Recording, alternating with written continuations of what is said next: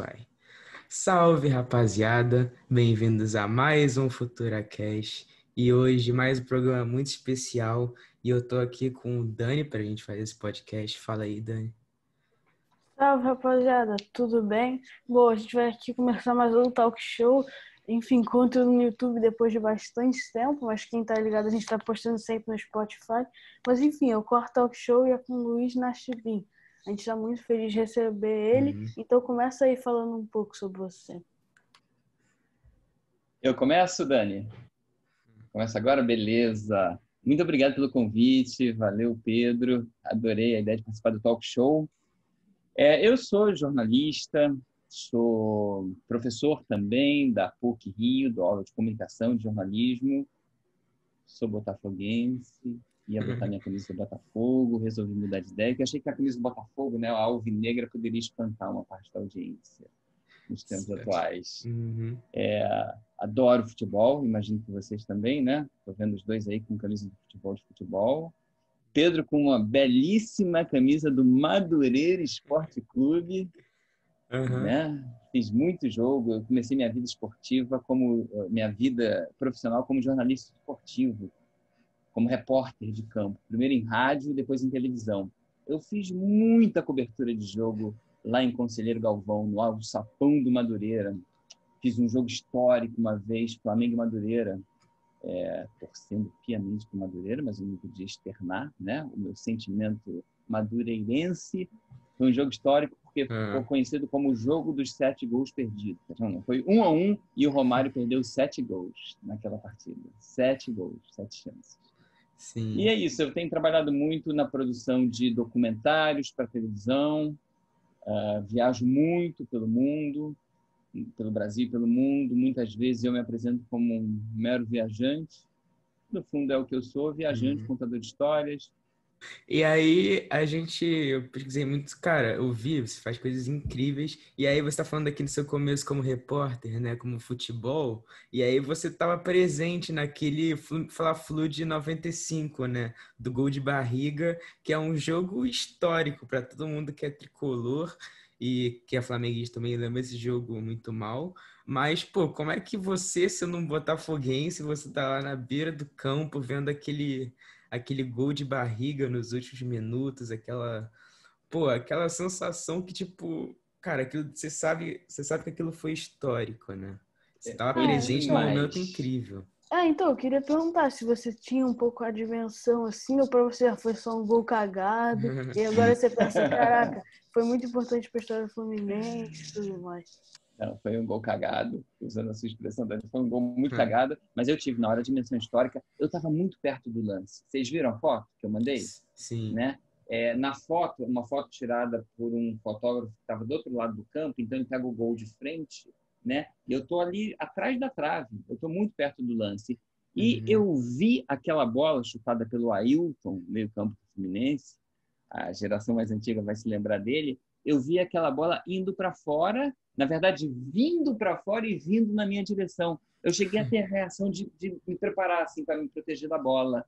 E aí eu vi na hora que bateu na barriga do Renato. E eu percebi na hora que não tinha sido mão, sabe? Que o gol ia ser validado. Não havia VAR na época, né? Mas o gol tinha tudo para ser validado. Então, o Fluminense com um jogador a menos, né? O empate era do Flamengo, estava 2-2. E a torcida do Flamengo, naquele jogo, cometeu um erro grotesco. Nenhuma torcida, em tempo algum, em nenhum estádio do mundo, pode cantar é campeão com 30 e poucos do segundo tempo. Isso não se faz, isso é impossível, isso é regra básica. E quando o lateral esquerdo do Fluminense foi expulso, se não me engano, o Lira, a torcida com 30 e poucos, o Flamengo jogando bem e tal, a torcida do Flamengo gritou é campeão. Eu sou jornalista, então eu preciso de uma certa neutralidade. Neutro totalmente ninguém é, né? Todo mundo vai um pouquinho mais para lá, um pouquinho mais para cá, ou muito para lá, ou muito para cá. Mas na hora de fazer, por exemplo, o relato jornalístico sobre um jogo de futebol, eu preciso ser, não é nem neutro a palavra certa, é justo, né? Quem jogou melhor, quem jogou pior, quem mereceu ganhar, enfim. E ali eu estava torcendo quietamente pelo Flusão, né? E eu estava naquele jogo cobrindo o Mengão. Eu era o repórter escalado pela TV Globo para cobrir o Flamengo. Então, se o Flamengo fosse campeão, eu ia cobrir a festa do Flamengo. E eu já estava, meu Deus do céu, não estou acreditando que eu vou varar a madrugada, noite, madrugada dentro, cobrindo a festa do Flamengo. Então, eu fiquei muito feliz com a barrigada do Renato Gaúcho. Muito maneiro. E qual foi a sua cobertura, assim, qual foi a sua cobertura sobre futebol? Não precisa ser do Botafogo, da seleção. Qual foi foi mais importante, assim, para você? Que você acha que você ficou mais... que você mais gostou de estar naquele momento? Pedro, ótima pergunta. Pergunta difícil de ser respondida, porque eu já fiz muitas coberturas como repórter no dia a dia do esporte, aqui, né, no Brasil, no Rio, mas eu também já fiz muito documentário sobre futebol. Eu vou eleger a minha primeira viagem como jornalista independente. O que eu quero dizer com isso? Eu trabalhava como repórter da TV Globo, cobrindo o dia a dia dos jogos, enfim, de todos os esportes, para o Globo Esporte, Esporte Espetacular, por os telejornais da Globo. E lá pelas tantas, eu me desliguei dessa função de repórter e comecei a trabalhar como documentarista independente, produtor independente. E comecei a viajar pelo mundo, no início, atrás só de histórias de futebol. E aí, julho de 1997, eu ainda era repórter da TV Globo, eu tirei férias, peguei minha mochila, botei uma câmerazinha, desse tamanho mais ou menos, dentro da mochila, e fui para a Índia atrás de uma história de futebol. Sem saber muito bem o que eu ia encontrar pela frente. Fui assim no modo aventureiro total. E lá eu dei muita sorte porque encontrei 4 brasileiros que eram os pioneiros no futebol da Índia, os primeiros brasileiros a jogarem profissionalmente no futebol da Índia. Na verdade, a trabalharem profissionalmente, porque eram 2 jogadores, um técnico e um preparador físico. E eu acho que foi a cobertura esportiva que mais me marcou, porque era uma história da qual ninguém fazia ideia. Naquela época, 1997, imagino que o público aqui no Brasil nem imaginava que havia futebol profissional na Índia. Depois, até Zico foi treinador de futebol, não sei se vocês sabem, lá na Índia, né? O futebol de lá cresceu bastante. Mas essa me marcou muito, porque eram histórias de vida muito bonitas, sabe? De pessoas assim, que batalharam muito no futebol aqui no Brasil, não conseguiram ser bem-sucedidos, assim, tinham muita dificuldade para pagar as contas através do futebol. Não sei se vocês sabem, mas os fenômenos da vida, né, os craques da vida, os jogadores profissionais que fazem o sustento deles com o futebol, são menos de 1% do universo dos jogadores, né? A maioria tem que ralar muito, trabalha o mês inteiro, ganha um salário mínimo, e esses 4 estavam nessas condições e se integraram muito bem, passaram lá a cultura indiana, passaram a ser idolatrados. Enfim, foi uma história muito bacana. E numa época em que chovia muito na Índia, então os jogos que eu filmei eram em campos assim que pareciam pântanos, assim, de tanta lama, tanta água.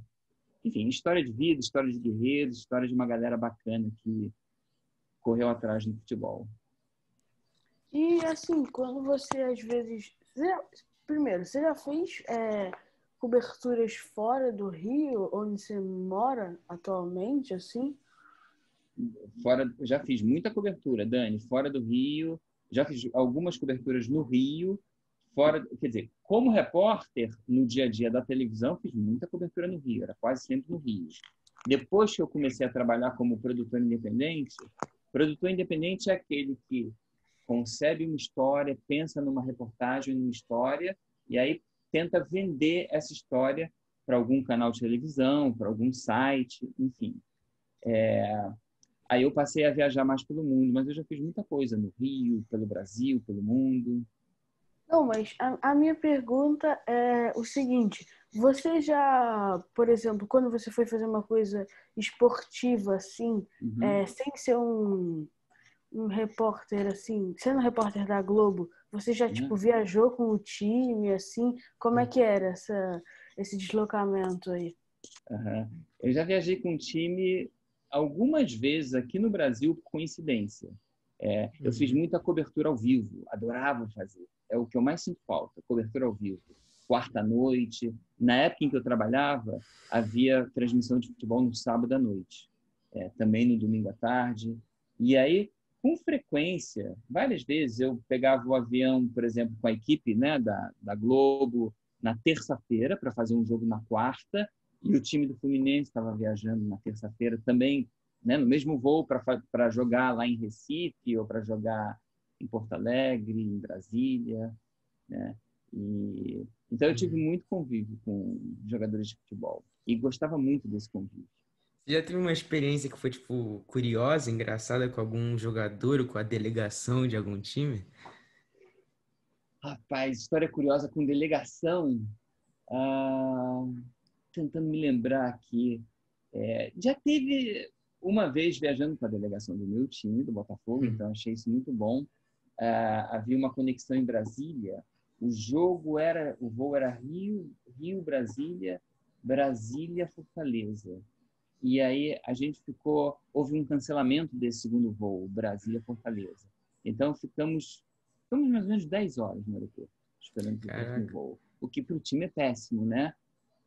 Os dirigentes do Botafogo, na dúvida se levavam o time para o hotel ou não, né? Eles não estavam com um hotel reservado em Brasília.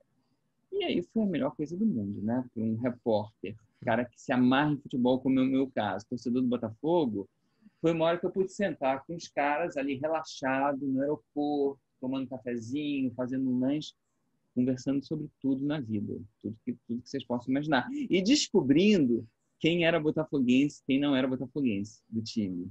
Isso foi, vou até dizer o ano para vocês, foi 1993. Não, 96, 1996.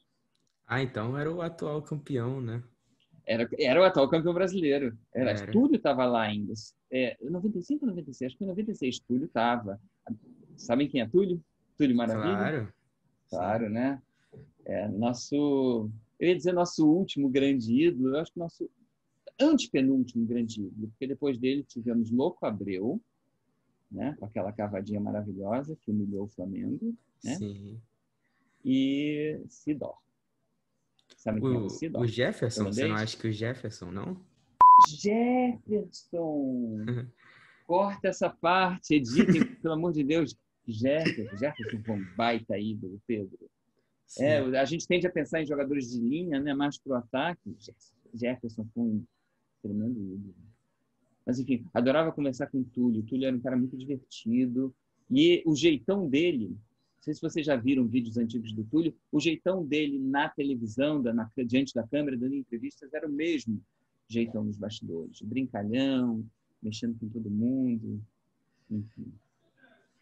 E assim, quando você viaja, né, para diferentes países para fazer as reportagens, várias vezes você vai lá para mostrar o cotidiano das pessoas, como é que elas vivem e tudo mais. E como é que é assim, você ir às vezes num país que você nunca foi, às vezes pode estar vivendo situações complicadas. Como é que é assim ter esse primeiro contato? Você já vai sabendo em qual família você vai falar? Você vai lá explorando? Como é que é? Muito legal a sua pergunta, Dani. Depende um pouco, isso varia.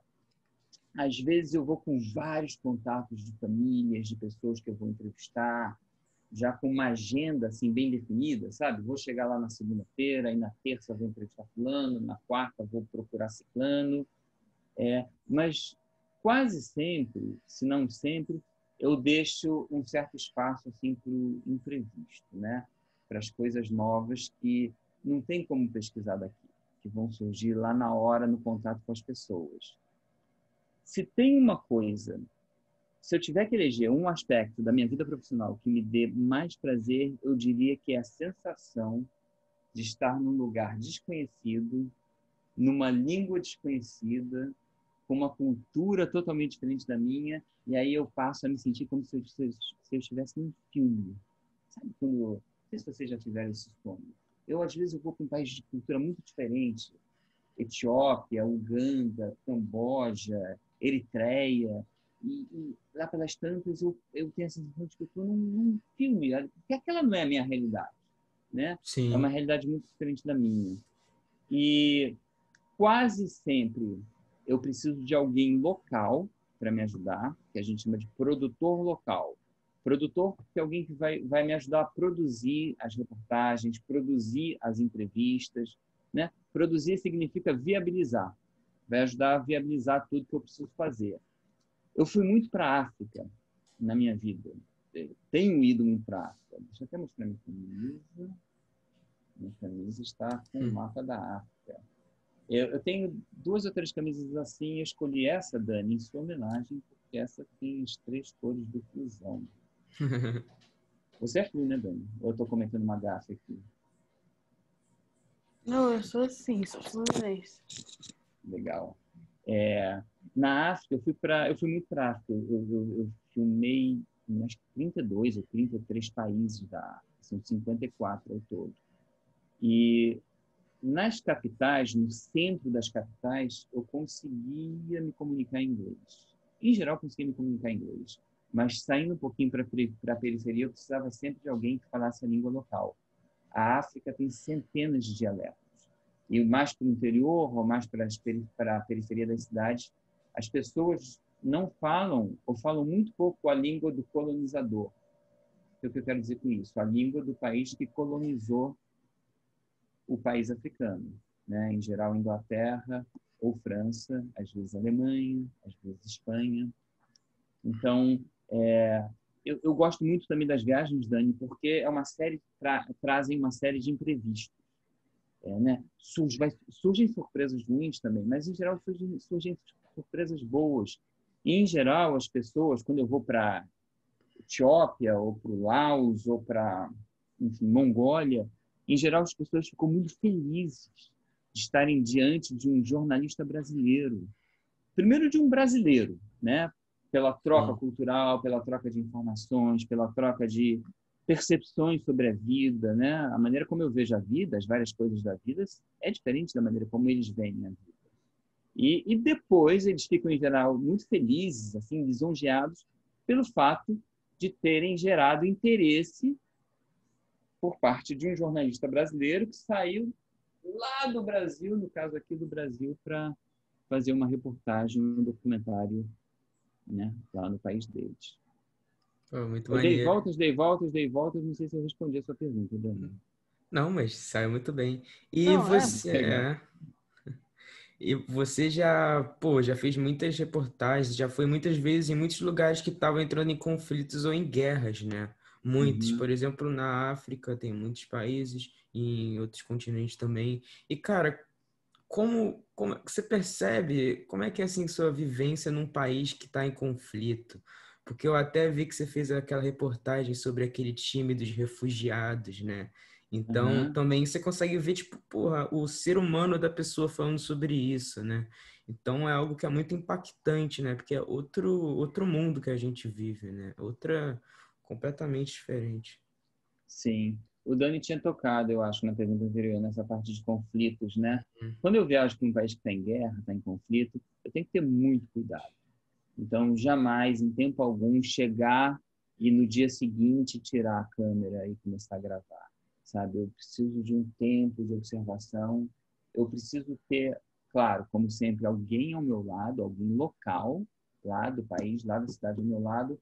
Mas no caso de um país em guerra, eu preciso olhar nos olhos da pessoa. Eu preciso chegar lá, por exemplo, no Sri Lanka, que é uma ilha no Oceano Índico, ao sul da Índia.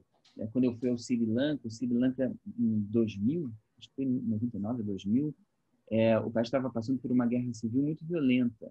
Então tinha, sabe, na capital, Colombo, tinha armamento, sabe, exército e guerrilheiros com armamentos pesados e troca de bombas, tiros e tudo mais. Então eu preciso chegar lá e saber, olhar nos olhos da pessoa que vai me ajudar e sentir confiança, confiança no sentido de que a pessoa sabe para onde vai me levar, a melhor maneira de me levar, a melhor maneira de me guiar.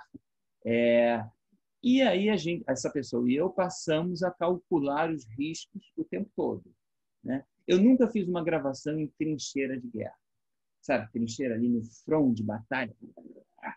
Por quê? Porque eu acho que essa imagem essa situação não acrescentaria muito. ou nada para a audiência que eu quero alcançar, o tipo de reflexão que eu quero gerar. Sabe? Eu não quero filmar pessoas morrendo, pessoas, enfim, sendo baleadas.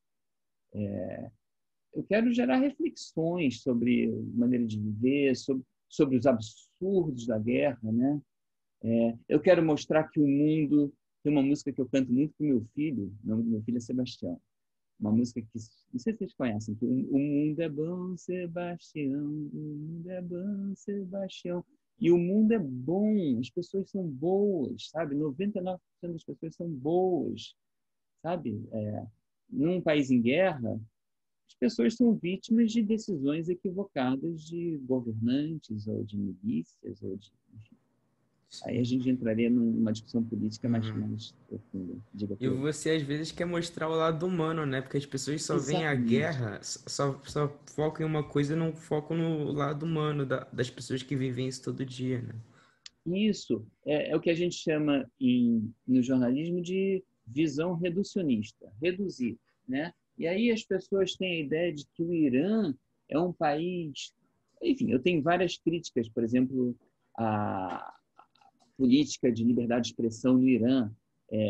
Mas eu fui ao Irã em 1999 e tinha a ideia de uma sociedade muito fechada, muito triste.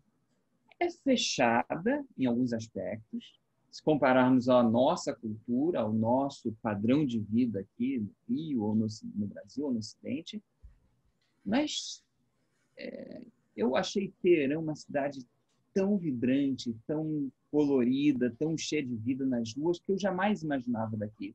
Por que eu não imaginava daqui? Porque o que eu consumia através, enfim, de reportagens, documentários e tal, era quase sempre, documentários nem tanto, mas mais através do noticiário, das notícias, era uma coisa, sabe, pesada, carrancuda. E lá, o que eu percebi, o que eu absorvi foi outra coisa bem diferente.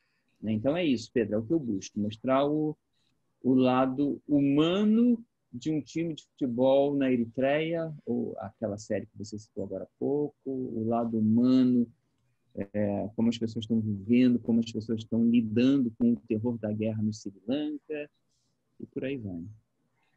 E como é que foi assim a sua passagem né, de repórter jornalístico para um viajante que faz reportagens em outros países? Você chegou a ir na sua viagem, na sua primeira viagem para a Índia, ainda sendo repórter jornalístico? Pergunta maravilhosa, Dani. Bom, em mim, dentro de mim, foi um conflito danado, porque eu estava empregado numa empresa de comunicação muito forte, que é a TV Globo, ganhando um salário bom, com todas as seguranças de quem está empregado, né? Segurança, porque recebe 13º salário, tem seguro de saúde e tudo mais. Ao mesmo tempo, uma coisinha em mim estava me mordendo aqui por dentro, dizendo, sai para o mundo, vai atrás do seu sonho. O tempo está passando e você não está indo atrás do seu sonho. Um sonho que tinha começado anos antes, quando eu morava em Londres, eu estava mochilando, morando em Londres, vou abrir um parênteses grande agora, mas vocês entenderam, eu estava mochilando em Londres, vivendo de bicos. Trabalhei num restaurante, trabalhei num bar, passei quase um ano trabalhando num asilo, uma experiência maravilhosa, cuidando dos velhinhos, até que lá pelas tantas, encontrei com uma menina que eu já paquerava aqui no Rio, mas na época ela não me dava bola, não é a Ludmilla, uma mulher. E aí, a gente, lá em Londres, ela me deu bola, a gente começou a namorar, a gente juntou uma graninha e saiu viajando pela Ásia por 4 meses. A gente queimou todas as economias que a gente tinha mochilando pela Ásia. E nesses 4 meses pela Ásia, isso foi em 1991, eu via tanta história, sabe, tanta reportagem inspiradora, bacana, que poderia estar na televisão do Brasil, poderia estar na televisão do mundo, tanto documentário em potencial, e aquilo ficou, de alguma forma, na minha cabeça. E lá pelas tantas, quando eu inicia o processo meu assim de decisão de me desligar da TV Globo, era muito por isso, Dani. Eu falei, cara, eu preciso cair no mundo. Eu vi que tem muita história para contar, eu vi que não precisa ser rico, eu vi que é fácil de se bancar. E aí, aos pouquinhos, eu fui descobrindo, isso eu não sabia ainda, que não era difícil de vender os projetos. No início, eu me apresentei como produtor independente, jornalista independente. Ou seja, um jornalista que vive da venda de projetos. A matéria que um de vocês citou agora há pouco, do futebol, de refugiados, foi uma série de 3 matérias, um projeto independente que eu vendi para o Esporte Espetacular da TV Globo. E aí eu fui ganhando autoconfiança, eu viajando sozinho, que na época era uma novidade, né? Hoje é muito comum, né? Qualquer um pegar o celular, uma câmera pequenininha e fazer reportagens ou documentários por conta própria. Mas na época era uma novidade, era um modo de produção novo, né? Se pensava sempre no trabalho de equipe, em televisão, em audiovisual, trabalho em equipe. Claro que o trabalho em equipe continua sendo muito importante, mas ali eu comecei a enxergar um modelo novo e comecei a sentir muito prazer e não parei mais. Assim, eu sou completamente viciado nisso. Se me convidarem, se vocês lançarem uma proposta agora e vendermos um projeto para... Digam um país aí, Síria, que está em guerra há muito tempo, né? Eu vou, mas eu não vou feito um maluco, né? Eu vou pesquisar direitinho, eu vou saber direitinho por onde chegar, eu vou saber direitinho quem contactar e vou arrumar uma maneira de me sentir minimamente seguro por lá. Então tem um estudo, né, por trás e na hora, né? Você pensa... então você pensa que onde é que você vai ficar, né? O que você vai falar. E o quê? Como é que é? Na maioria dos países você consegue ficar num lugar muito bom? Ou já teve um país que você, ficou malzão, assim? Passou um perrengue. Às vezes eu fico em lugar bom, às vezes eu fico em lugar de perrengue, né? Às vezes... Vou dar um exemplo recente. Eu fiz no ano passado um documentário sobre a questão do racismo nos Estados Unidos. Estão lembrados da morte do George Floyd? Né? O policial que eu ia ficou até com falar isso. Eu ia até falar sobre isso. A gente pode se aprofundar sobre isso, a hora que quiserem. Eu ia só dar o exemplo, Pedro, de que eu fui para o sul dos Estados Unidos em junho. George Floyd foi assassinado por aquele policial em maio de 2020. Em junho eu fui para 3 cidades do sul dos Estados Unidos. E em uma delas, Orlando, eu fiquei hospedado, num certo perrengue, mas eu queria ficar naquele perrengue, porque eu fiquei no Airbnb, assim, num quarto bem, bem, bem ruinzinho, mas foi o quarto que eu encontrei, assim, no coração, digamos, no meio do bairro mais afro, sabe, do bairro mais negro, com mais representatividade de população negra em Orlando. Então, o ar-condicionado não funcionava, até tinha, mas não funcionava, o quarto tinha muito cheiro de mofo, essas coisas, mas estou ali desempenhando meu trabalho e não faço nenhuma questão do hotel 5 estrelas. Esse documentário que você fez, achei muito maneiro, né? Que você foi fazendo entrevistas com as pessoas. Cara, achei realmente muito maneiro. E você foi vendo a visão das pessoas, né? Sobre racismo. Você foi tipo, meio que descobrindo outras opiniões e outras coisas. Como é que foi essa sua experiência? E no meio de uma pandemia, né? No meio de uma pandemia. Que bom que você viu, Pedro. Obrigado. Que bom que você achou maneiro. Bom, no meio de uma pandemia, eu estava fechadaço aqui em casa, fechadaço. E eu não estava bem comigo mesmo, estava fechado, meio desanimado, sem fazer muita coisa, sem pesquisar muito. E vi a morte do George Floyd, como todo mundo, pela televisão, fiquei processando aquela história do racismo. E lá pelas tantas, deu um clique na minha cabeça, do tipo, yes, I can. Sim, eu posso. Assim, eu posso ir para lá. Eu posso ir para lá fazer um documentário. Os brasileiros estavam proibidos de entrar por conta da pandemia nos Estados Unidos. Mas eu tenho dupla cidadania. Eu nasci nos Estados Unidos, filho de pais brasileiros. Então eu tenho passaporte americano. Eu podia ir para lá. E aí eu fui fazer um filme que você já resumiu super bem, Pedro. É um filme de rua, que é a maneira que mais assim me dá prazer de trabalhar, que esbarrando com gente na rua e sentindo ali na rua, pô, esse cara aqui é maneiro, eu vou me aproximar dele. Ou já começou uma aproximação, a gente já começou um papo, eu vou ficar no papo com essa pessoa, porque essa pessoa traz reflexões interessantes, eu quero gravar uma entrevista com essa pessoa. Aí, digamos, a psicologia da entrevista depende muito de cada situação. O que eu quero chamar de psicologia da entrevista, né? A hora em que você tira a câmera do bolso, da mochila e começa a gravar, né? Muitas vezes eu estou num papo já tão assim fluido, tão bacana com uma pessoa, que eu vou tirando, não estou fazendo nada escondido, né? Eu vou tirando Sim. a câmera da mochila, assim, pego a câmera da mochila, põe a alça da câmera aqui, aperto o REC e estou gravando e o papo continua. E aí, uma coisa que eu gosto desse documentário é que os papos são muito espontâneos, né? Muitas vezes, quando você vai gravar uma entrevista, o outro fica meio assim, caramba, tudo bem, agora vamos colocar luzes, tal, vamos para um lugar para fazer uma entrevista. A pessoa muitas vezes trava, né? E deixa de ser ela própria, digamos assim. E Sim. aí esse filme dos Estados Unidos é isso, cara. É rua, estrada, viajando de ônibus para filmar paisagens, para esbarrar com pessoas. É um filme modelo mochileiro mesmo, que é o... Eu acho que se eu tiver que escolher uma coisa, assim, um modelo de trabalho, o que eu mais curto é esse. Modelo mochileiro, pé na estrada e vamos nessa.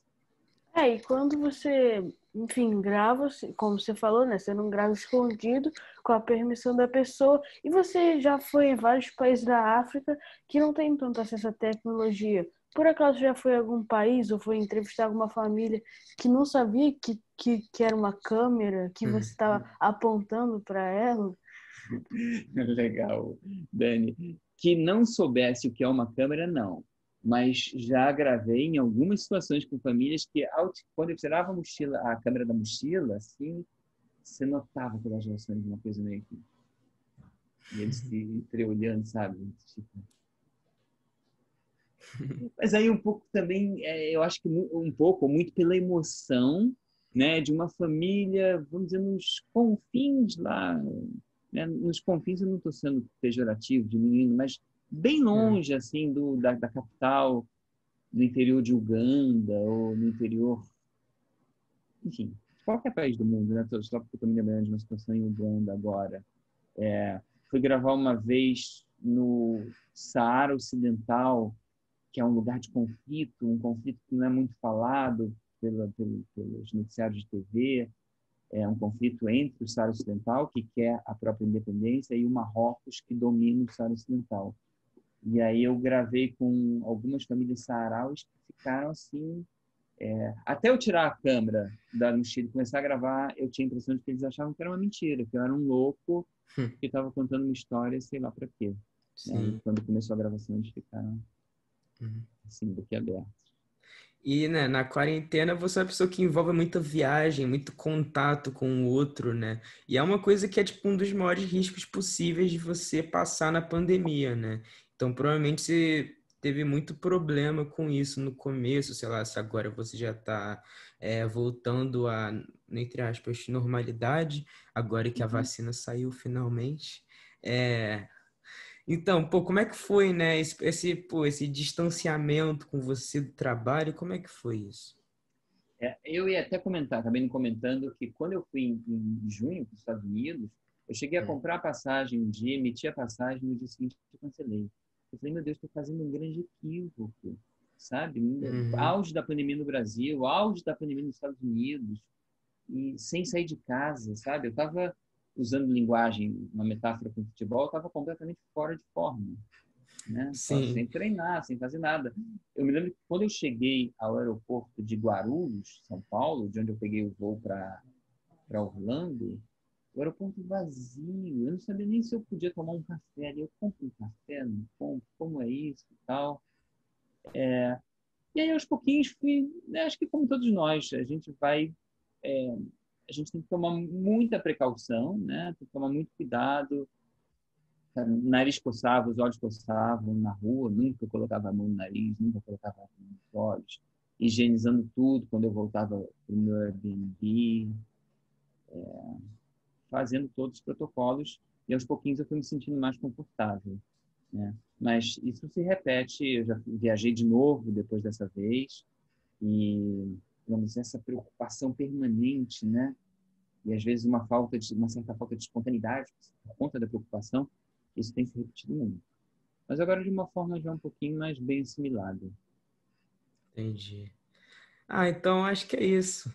Pô, gostei muito de gravar o podcast com você. Muito obrigado por ter aceitado de fazer com a gente. E é isso. Valeu. Para quem está escutando aí, segue a gente no Spotify ou em qualquer plataforma de áudio que você está ouvindo, ou você que está vendo aí pelo vídeo, se inscreve aqui no nosso canal, tá bom? FuturaCast. Muito obrigado, Pedro. Muito obrigado, Dani. Obrigado a todo mundo que acompanhou a nossa conversa. Estou a postos. E olha, milagres acontecem, né? Ainda acredito no Botafogo permanecendo na primeira divisão. É complicado, mas bom. É mais fácil nevar no Rio de Janeiro, né? Em pleno verão.